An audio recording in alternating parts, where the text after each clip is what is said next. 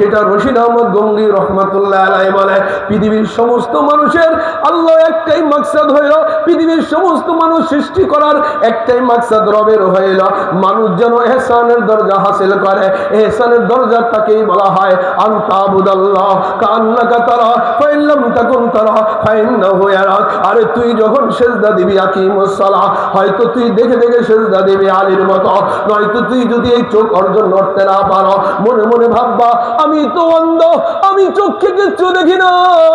আমার আল্লাহ সব কিছু দেখে।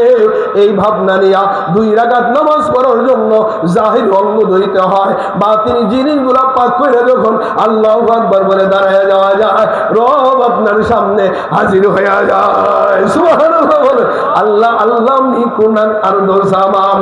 আল্লাহ আল্লাহ মিকুনাত আরদো সামা, আল্লাহ আল্লাহ মিকুনাত জাও হাওয়া, আল্লাহ আল্লাহ মিকুনাত শামসু কমর, আল্লাহ আল্লাহ মিকুনাত শাজর হাজার, আল্লাহ আল্লাহ আশিকু কা কাম है, अल्लाह अल्लाह मोमिनों का काम है, अल्लाह अल्लाह का मुबारक नाम है, अल्लाह अल्लाह आशिकों का काम है, अल्लाह अल्लाह क्या मजा है मुर्शिद के खाने में है, दोनों आलम की हकीकत पाए एक जाने में है, अल्लाह अल्लाह क्या मजा है माशूके से पूछियो, शाखे गुल में क्या मजा है बुलबुलों से पूछियो,